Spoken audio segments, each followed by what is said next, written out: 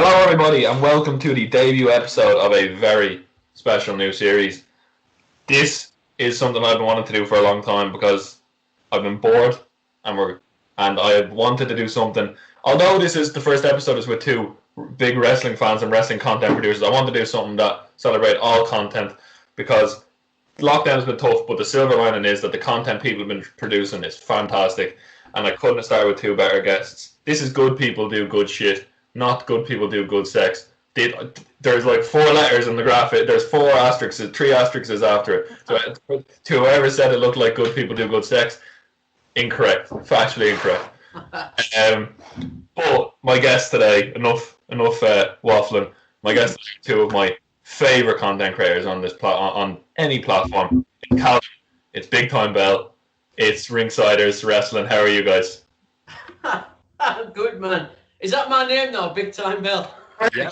You've got the bandana on and everything. Like it just. You know what, Rian? A little story for you. Before we started recording, he came into my room and he said, "I've even got myself all done up for this one, Big Time Bell." So he knows exactly what he's doing right now. This is on purpose. Yeah. But lads, how are we? I'm good, man. I'm good. How are you? It is what it is. Just trying to get through it. I think, as I've said, I think lockdown was a tough thing, but I don't know, I speak for myself, but I don't think we would have been able to produce the level of content or the quality of content that we have with the lockdown. I mean, as good as it was for a while, but like you have to pick the silver lines out, and this is what we're going to do with this series, just talking about how we'll get on to the lockdown in a minute, but I think the content that everyone has been producing has been fantastic. Absolutely. Could not agree more. It's given people a chance to really focus on the content they're creating, and like we were maybe doing 1 or 2 interviews a week, now we're doing 1 or 2 interviews a day, and I can guarantee that wouldn't be happening without the lockdown. So if there is a silver lining, I guess that's it. A silver lining to a bad situation. Yeah. What is it like from your perspective, Jamie? Just... Pretty much the same. It's been something to look forward to as well. Obviously, I work at a hospital, so, getting to come home and do these interviews and speak to people in the wrestling world, it's been nice. It's given me the opportunity to unwind and forget about what's going on in the world. And it's been fun, man, But like Callum said, it's given us the opportunity to maybe do more interviews, Like Callum said to me at the start of the year, let's do 150 interviews this year. I think I got us 40 just in the month of January. So it's helped. I worked it out the other day. We've done half of the total amount of interviews we've done is 175 so far. We've done half of them this year. So hopefully by the end of this year, even if things do slow down for us a bit, I still want to reach that 150, 200 interviews. And I'm guessing at that point, we'll have to start redoing some of the interviews that we've done, because we tell everybody at the end of the interview, we'll bring you back on. And then in the back of my mind, I'm thinking, when are we going to find the time to do this? But we will bring them back on. We have every intention, because it's also allowed us to, we're interviewing these people, but a lot of these people have become friends to us. So that's the best thing about it, to be honest, for me. It's allowed us the opportunity to interview people we admire and watch on TV, and now they've become friends. I mean, Callum will tell you, if you told Callum 15, 16 years ago he was going to be friends with Kerry Silkin, he'd have called you a bald-faced liar, wouldn't you? I still think you're a liar. I still don't believe it. No, it's sorry if anyone saw that was my brother interrupting looking for his Nintendo, because it's a Saturday morning and people want to play Nintendo. I am probably going to have a Mario Kart gaming session tonight, to be honest. It's been that kind of week. Good luck. But before lockdown, how did Ringsiders begin originally? Because obviously you guys weren't as I know, and probably, I don't know if you've told this story before, but you weren't always just exclusively interviews. How did Ringsiders begin originally, and what was... You want the whole story?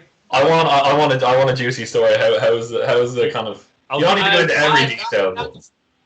I completely didn't hear any of that because you both froze on my end. So right, I'm just about to tell the Ringsiders origin story, Jamie. Go for it. Okay, so I'll give you the abridged version. So once upon a time, about 4 years ago, me and Jamie decided we wanted to do a podcast. and it was called the One Fall Podcast. We needed a third man because we thought we can't just do it both of us because we're not charismatic enough. So we brought in a third man, and he was called Kurt, who does the Kurt Johansson show. I'm sorry, Actually, can I just stop you there? Sorry. We were at one point, we were a 4-man. 4 horsemen. Oh, James. Yeah. Well, I'm going to get to that because we bring James in at that point. So it started off with who's telling the story, Jamie? You skipped the chapter. You skipped the chapter there, Jim. It's me, Kurt, and Jamie started One Fall Podcast, and we started off just talking once a week about wrestling news and the events that happened. We thought we were doing something amazing, but then we found out there was another 1,000 podcasts on Twitter all doing the same thing. So we thought, how can we make this a little bit different? We rebranded and became Wrestle Thoughts, which is a name Jamie came up with. And it's at this point that we brought in James Coggin, who was helping us with the audio producing. Still just talking about wrestling, though, on a weekly basis. Still quite boring. Listening back to some of those original episodes is the most painful form of torture you can imagine. Tell me about it. I really hate it. I'd rather have my fingernails removed than listen to any of those. Awful. So, we decided, how can we actually do something different? And Kurt at this point was focusing solely on Kurt's angle at the time and the Kurt Johansson show. He departed. Me and Jamie took this as a way to just do interviews because we'd started doing a few interviews. We weren't necessarily good at it, but we enjoyed it. And we found that doing these interviews was way more rewarding than talking negatively about wrestling on a weekly basis. Because there's so much good in wrestling, but it's easier to focus on the negative. And that's what people listen to those podcasts for, is because I want to hear you complain about wrestling, not necessarily the good stuff. That's what I find anyway. So we started just doing interviews, and here we are, a year later, just doing interviews, and we couldn't be happier doing it. So we've gone from just talking about the news to just doing interviews, and now it's just me and Jamie. We feel like we've really hit our stride. Yeah, you have 100%, and that's like something that I was going to ask. Is it like, what was the conversation like? We're going to do interviews. Was it just you all kind of knew, or was there like a conversation where you had to have a conversation, being like, this isn't working, we need to do something else, or was there like a DM that you sent off to a wrestler and then they accepted it and then it kind of rolled from there? Really, it was just after one good interview we realised it's probably more rewarding for us to do it like this. We had an interview with Shaz McKenzie, and it went really well. And the deciding factor for us was we decided not to structure that interview. We did our research, but we didn't plan any questions. And the interview went so much better than planning the questions. So we decided, right, well, let's do another interview. That one went well. And then it was at that point we just decided, let's not talk the weekly news anymore. Let's just do interviews. And I think Jamie agrees too, like, that it's at that point that we actually started to enjoy what we're doing. That's the advice for any content creator is, don't feel like you have to create what everyone else is creating, because if you don't enjoy it, then it's not going to last very long, and people will tell that you don't enjoy it. And I hope that when people watch our interviews, they can tell that we're enjoying doing it. Man, I watch most of your interviews with a beer and just pretend I'm probably going to go into the Kerry Cinema one in a while and just sit down and just pretend I'm in the middle of the conversation, because it's like that. That's what the best interviews are. Like, I can't do an interview where it's, you can tell, as soon as you go into the interview, you can tell straight away if you're watching one, what kind of vibe there is, what kind of interviewer the person is. Yeah. And you're either hooked or you're not, because I don't watch many interview podcasts, because usually people get the same. Like, I do interviews and you go, but I think I only listen to what you guys and maybe Chris Van Vliet and maybe the odd like inside the ropes one, because there's just some that are just, if you've already watched years with like the same guests, I don't think it gets better than that. And that's what Callum said. You know, we don't write questions down, we don't structure it, we do a little bit of research, and we just have a conversation. We like to have a laugh and a joke with them. We don't just talk wrestling. You know, we ask them about donuts and pineapple on pizza and all that kind of shit. You know, we're building rapport with them, and we're building friendships along the line, and it's really rewarding. Look, me and Callum have the same vision, and it's working. Another thing that's important to remember, which we found out, is you don't have to do over-the-top research, because even that can sometimes come across as phony when you know every single little detail about a wrestler. Yeah. Nobody knows everything about every independent wrestler. So sometimes not knowing gives you the questions to ask. Because you should be finding out at the same time as the listener as well. Yeah, I try and get like one big story just in case I need it, and then I just freewheel it a little bit from there. Because like the Mark Haskins story, I had to ask him the Ric Flair 4 Horsemen story, just because that's like a good story. But other than that, it's like I think I have the list of the promotions that they're in, and I just lead in with that, and then you get the questions out of that. So you go with Haskins, it was like OTT, WCPW, and then whatever like that. Your interviews are very organic too. When you're watching your interviews, you can tell the guest is relaxed with you, and I think that's a very big compliment when a guest is relaxed speaking with you, because they must do hundreds of interviews and get asked the same question every time. But like yourself, when you're asking these questions, you haven't got like a set order you're asking them in. You're just asking them when they come up. Yeah, and it makes such a huge difference. Yeah, it does help when the guest like interaction. Like, because Kerry Silkin, the big example that I have, and someone's like, because I've had a few people who are doing college radio and they're like interviewing people and they're like, what do you do? I was like, it's the first 5 seconds. Like when Kerry Silkin started taking the piss out of me for the nickname, I was just like, yeah, we're relaxed, we're into the interview, that's fine. Yeah. It's like it's into it. But away from the interviews for a bit, we'll get back to a few of them. But it started a pandemic. The pandemic hit. What was the state of Ringsiders on March 14th or 15th? I don't remember when you guys went into lockdown, but what was the kind of and then what was the conversation that was had about that? Did Jamie just go straight to Twitter and start DMing wrestlers and get them and they pretty much. We went into lockdown the 23rd of March last year, and yeah, pretty much just started DMing people and getting responses. And it's nice though, because obviously back then a year ago, we were a name, but we weren't that well heard of, I guess. And now we're getting to that point where we've got people reaching out to us, and it's so humbling that wrestlers and people that are DMing us to come on the show. Yeah, that's humbling. It really is. So humbling, but that's how it's gone. It's just progressed, and I think again, lockdown has given us that opportunity where we've been able to interview a lot of people because of lockdown. But it's also allowed us to really get our name out there and our brand out there, and that all right, these guys are serious. Yeah, and it's just humbling. I say it to Callum all the time. It's so humbling when these people agree to give us their time. That's it. Yeah, when you work it out, like over those interviews, we've probably had close to 200 hours worth of talking time with these people. That's a lot of time given to us to do these interviews. And nobody ever asks, like, well, there's some people that ask for money, and that's absolutely fine. It's their right to ask for money. Yeah.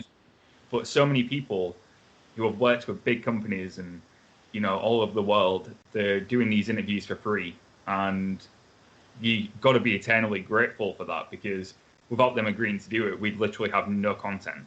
So you've always got to be respectful of their time too. And I hope this can carry on for as long as people want to keep talking to us, because I do this for the rest of my life. Don't know about Jamie. I'm sure he would too if it was still fun to do. And you, Rian, I'm sure you want it to keep going for as long as you can too. Yeah, man. I wanna do, like, I've got my college degree kind of hopefully leaning into it, so I'm hoping that I can get some sort of thing tied in with that. But I'm just taking it every day as it comes. And like that's all you can do at the moment, because you can't really look too far ahead, because you'll get just mangled in the brain because there's so much going on. But yeah, I think a great. I'm going to steal this question for this to show off Mr. Mandolini. He's going to be a guest on the show, but he put up a tweet yesterday and it really hit with me. He asked, I've got a screenshot here. I just screenshotted it there. How do you define success? That was a really good question I saw on Twitter yesterday. What was your definition of success? And I responded being like, happiness is number one. And like, because we all started as just, I'm assuming we all started this as like a hobby. And the success just happened to happen. Like, you happened to become one of the best interviewers on the platform. But it all started as just mates having a chat. And what's the kind of, how has your perception of success changed, or how has your perception of the podcast changed as it's gotten bigger, or has it just stayed the same? You take this one first, Jamie. It is a good question. I mean, I saw it yesterday. I'm like, damn you, Frank. How do I answer that? Right. It's, for me, the success is just the feeling we get at the end of an interview. A lot of people do this, and all they're bothered about is the views and the likes. Yeah, they're great, but we do it because we love it, and we're passionate about it, and we're giving these people a platform. It's about that connection. I love making that connection with these guys and these girls. It's the greatest feeling. It's honestly the amount of times me and Callum will finish an interview and we're giddy. We're like, man, that was so much fun. How cool was so and so? That's the best feeling in the world. To me, that's success. Is when you just feel so happy after you do an interview. Views and likes are great, but the feeling of satisfaction, and building a connection with someone who you look up to. It's the greatest feeling in the world. Man, there's been so many times, and I think we've had this conversation before, there's been so many times when I've done an interview and I've just sat on my bed or on the sofa and just smiled. Yeah. I've just sat there and just smiled. And because I'm going to talk about mental health in a minute, but you did mention, Jamie, there, because good people doing good shit, it's not just about content. You did mention you worked in a hospital. What's that been like over the pandemic? It must be because fair play to you, because the frontline workers deserve all the respect in the world for what they're doing at the moment. How has that been for you? And how's the vaccine? Have you got your vaccine? Have you? I've had my first vaccine. I get my second vaccine on the 1st of April. So I'm very fortunate in that respect. It's been busy, man. I aren't on the wards. I'm more behind the scenes kind of a thing. I'm still doing my part. But it's a very busy place, and the people on the front line, the nurses, the doctors, the porters, all that lot, they're the real heroes, man. Yeah, I go to work. I work at the hospital, and I've played my part. And I've seen firsthand how awful this disease is. But this is why, again, I go back to Ringsiders. I get to come home and do some interviews, and I can forget the day at work because I'm still seeing it and experiencing it, and I'm seeing the numbers go up and I'm seeing the numbers come down. It's a scary time at the minute, man, and I'm very, very, very proud to be NHS. I've been in the NHS 17 years. I wear that with pride. But Ringsiders has got me through it, being able to do these interviews. Not only having just obviously Rivers has jumped on a few as well, so I've got my two best friends who I'm doing this with. So yeah, it's been a hard year, man, but we're getting there. Yeah, and that's you brought up Rivers there. Good people doing good shit. I mean, I'd love to. I will get Rivers on to chat about what he's doing. But talk to me a bit about what Rivers brings, because he brings something. Just the art that he does. That art that he does. I remember we were on a call, and we was just sketching on the pad. I did the hand moving up and down. I'm like, what the hell is he doing? And then all of a sudden, like, this Danhausen art pops up on my screen. I'm like, holy fuck! I'm sure Callum will agree with me when I say he's probably the most talented person I've ever met in my life. It makes me sick. He can pick up a guitar and make it talk. He can draw anything you want him to draw. He's charismatic. He's good looking. Yeah, he's ridiculously intelligent. Yeah, that hair as well just annoys me. I can't get that beautiful hair. He's a beautiful man and talented. He's an absolute catch. You go on, Can. What does Rivers bring to it, though? I mean, he's a different aspect, isn't he? He's just... Yeah. Ringsiders is kind of a melting pot of, styles and what we bring to the table. So I might do the editing, but Jamie's incredibly good at securing the interviews. Rivers is more like comes on when we need him, but there is a lot of times that we do need him. Like some of the subjects and guests. Draper. It might be all right for me to jump on, but Rivers is more fitting for that situation. So he's definitely conversational in a different way to me and Jamie. Yeah, the distinct one I know is the John Draper interview, because I mean, there's I think you'll understand what I mean by this, because Callum, I think you sat out the John Draper one. There's sometimes when you're in when you're producing content or anything in life, if you're in a team, there's sometimes you've got to learn where your strengths, like because everybody brings something different to the team, and the content I think I think John and Rivers, just the chemistry is there, and then Oh yeah, yeah. so I really do like that. Just proves that there's no egos, and that's a really important thing, because you do see that a lot with a lot of content. There are egos at play, and people don't want to let go of reins. I think is that an extremely important thing for you guys as a team as well. Yeah, everything we do is for Ringsiders, and the fact that we can bring our best friend into this, and the three of us do stuff together, it's amazing. But Rivers has been a massive fan of John anyway, hasn't he, Callum, for a long time. Yeah. We all are, but Rivers is a big fan. And John's coming back after WrestleMania with B-Show Brian from Break the Apocalypse.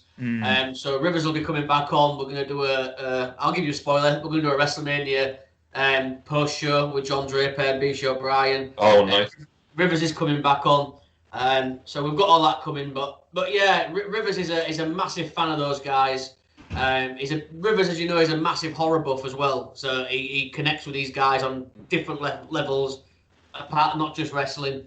But yeah, I mean, I did the last one with Rivers and John, and I was just sat there taking it all in. I could listen to them both all night long. Just two of the most intelligent people I've ever been around in my life. Yeah. I do want to bring this up. Callum, can you talk about your wrestling career, please? You're just waiting for that one, wasn't you? Oh, hang on, Callum. Can I just say as well, Callum, give him the spoiler after you've told it. All right. Are you coming back? Are you coming back? Oh my God! No way. This is an exclusive. Oh my shit! Right. Oh shit! My wrestling career, I'll give you again the very abridged version. So, started wrestling training when I was 16. I had my first match at 17. Had maybe about 80, 85 matches over the space of maybe 3 years. So not many, but a good amount for me to realise this isn't for me. So I fought. And it turns out that next WrestleMania weekend, I'm actually going to be wrestling in Dallas. True story. This is a true story, by the way. This isn't a wet. This is a true story. I'm actually coming back for one more match for New Wave Pro Wrestling in Dallas for WrestleMania weekend. I'm going to train my ass off this year because I'm not going to make a disgrace of this business. And I'm coming back, and that's going to be my last match. The whole idea behind me coming back is I'm coming back as myself. Not Alex Kingston. I'm coming back as myself, and I'm coming back as a professional podcaster who thinks he knows the business better than the wrestlers because he speaks to the wrestlers. I'm going to be the biggest smack that everyone hates, and I'm going to get my ass absolutely kicked. Oh my shit. Yeah. I need to be there. Fuck. Callum, don't tell him what your name's going to be, though. That's a surprise. I'm nearly crying here. Fucking hell, like, that was so cool. Well, Rian, listen, if you can get yourself over there, man, because Rivers is coming, and I've already made a deal with Maddie Renkowski. We're going to sit front row and eat bacon donuts while we watch Callum get his ass kicked. But I can't wait. I'll never be so happy to get my ass absolutely handed to me. If I can sort out logistics and get a bit of advice from people, I'll only be 20, so I won't be able to drink. But it'll be worth. It'll be. Oh, that makes us feel old, Jamie. Well, we're going with someone who isn't old enough to drink. Right, I've just turned 37, for God's sake. I'm talking about my retirement match. I feel 37, to be honest. I feel 37. Rian, that is a legit exclusive. That's not a work. That is genuinely happening.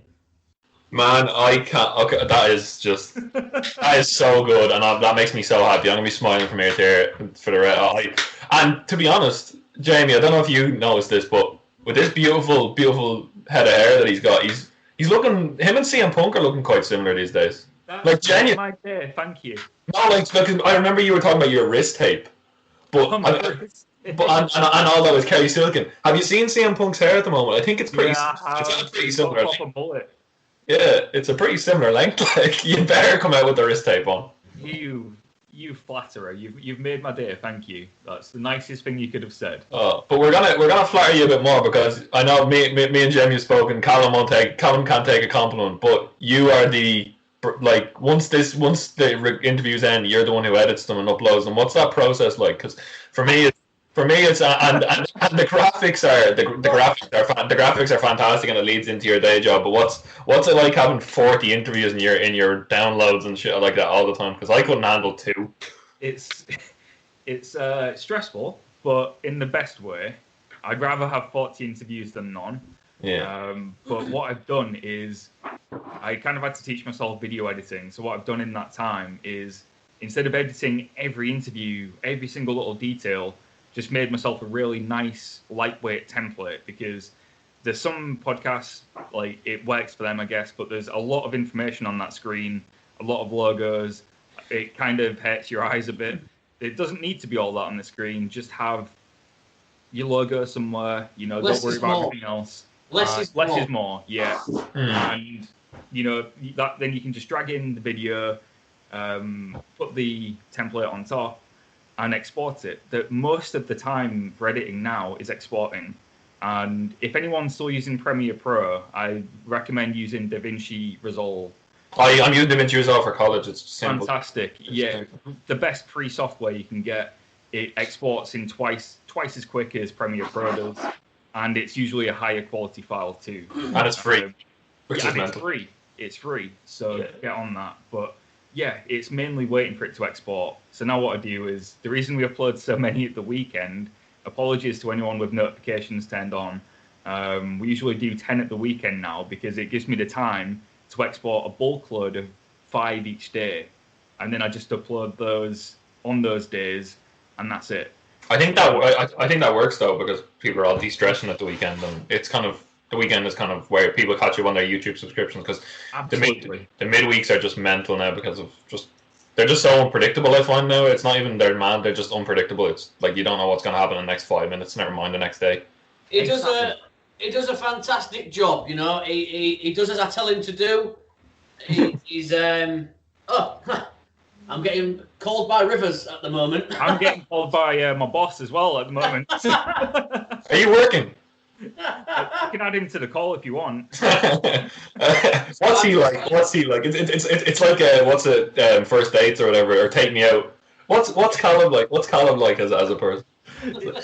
I've just got this call off Rivers, but I'll ring him back at the end of this. He's all right. Jamie's a great boss. He's very. What was it you said to say? Very kind. Generous. He looks like he gives good hugs. I can't wait for a hug off Jamie. He looks like he gives a good bear hug. Jimmy is not really known for giving hugs. Oh. That's not what I want to hear.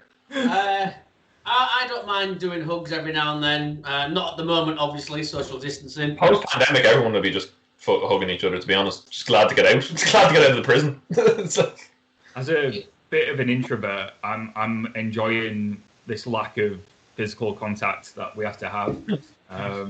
But maybe that'll change after the pandemic. I might be gagging for a hug. So yeah, I'm gonna put you on the spot with a question here. What's the most nervous you've been before someone entered a call? Oh, very good question. I've been on Zoom, and particularly when someone says that person has entered the waiting room, it's a scary. Knowing that when you click it, they're gonna be in the room.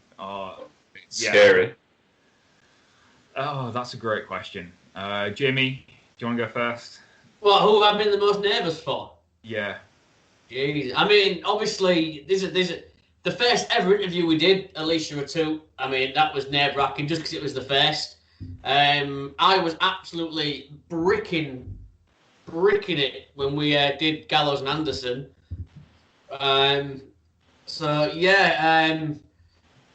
Possibly as well, I think Callum might be nervous with this one as well, Danhausen. Yes. Because we're such Danhausen marks anyway, to get to speak to him when he popped up on the screen, it was like, holy shit. And then it was 11 o'clock at night, our time, so we had to wait all day. So you're building up, you're excited, you're nervous, and then it's like, it's 10 to 11, 10 minutes, it's like, right, Danhausen's getting ready. I'm like, holy shit, we can't screw this one up, Callum. I speak for all our Twitter community that we were so happy for that night. Was just so everyone was so excited for you guys, because that was an interview that you guys wanted for a long time. That was so cool. Start of the year, we said bucket list, Danhausen was number one, and we did him in February. You know, and then we've done another bucket list with Warhorse. You know, there's potentially another bucket list coming in a couple of weeks, but we can't tell you who that is. Well, there's two actually, but we can't tell you who that is. That's why I am going to keep John Silver on my list until the day I die, until I interview.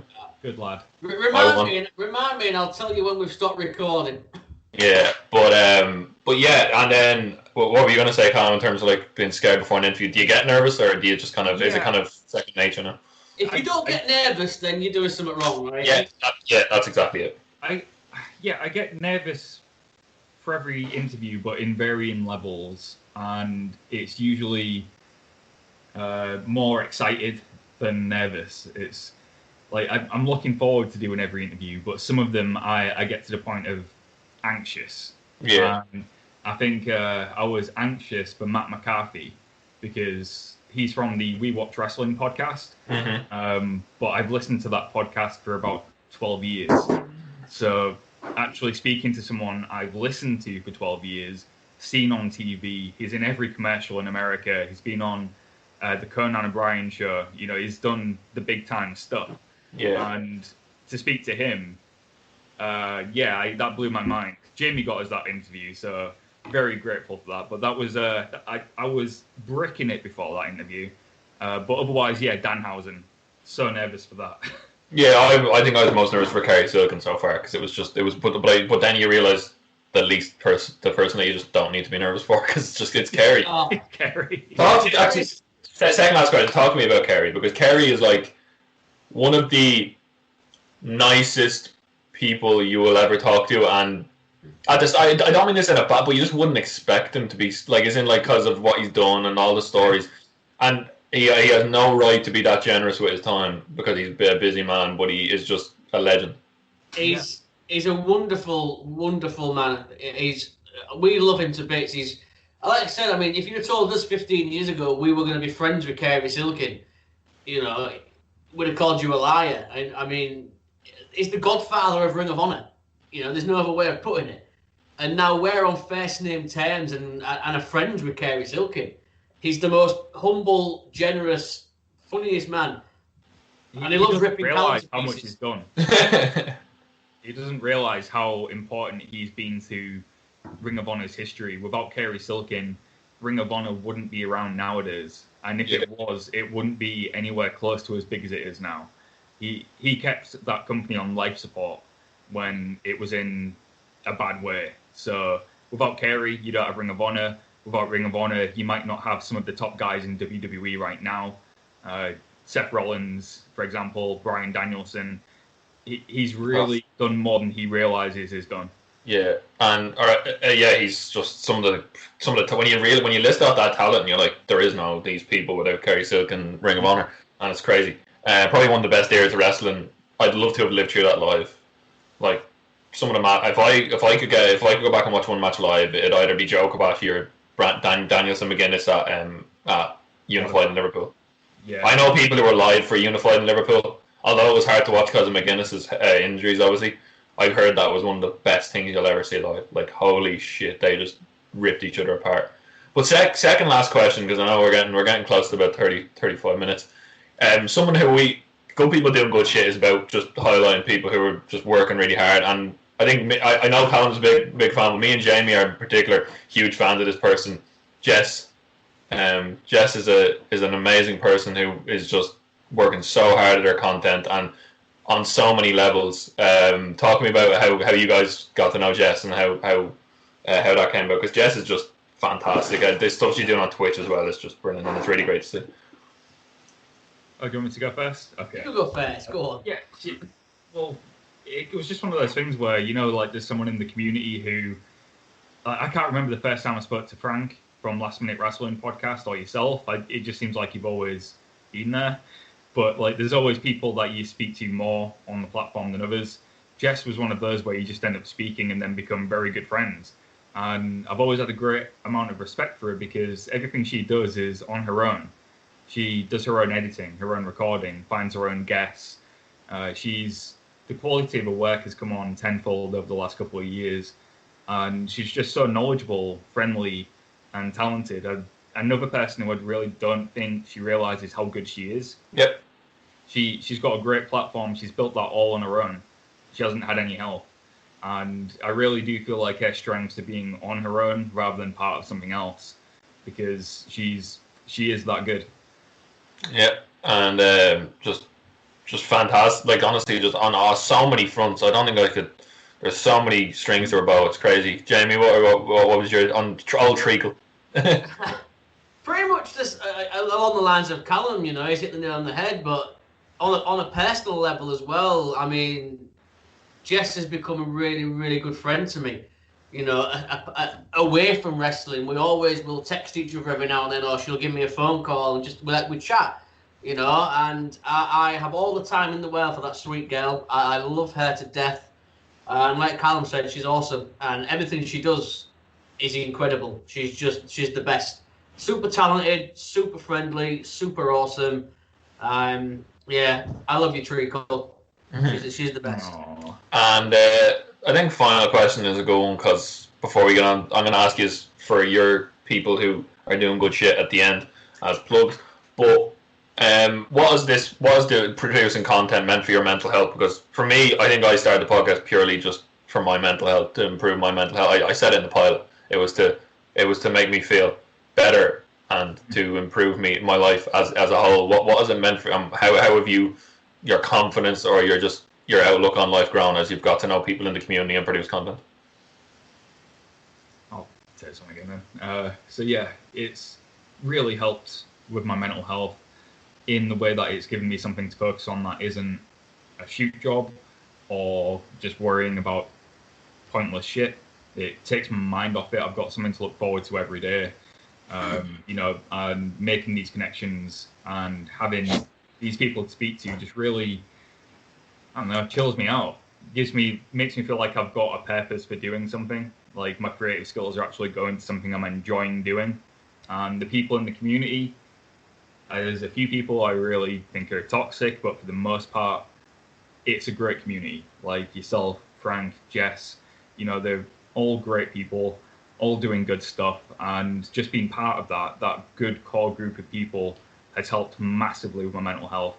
And I think even if I wasn't doing this, I'd like to think we'd all still talk and be friends. Oh yeah, if this ended tomorrow, I think we could all meet in a pub and have a pint and just have Absolutely. That. Yeah. So it's the people we meet along the way. That's the that's it. Prize. Yeah. Yeah, and same as Callum, it's helped me as well. You have those days where you just you think to yourself, why do I bother?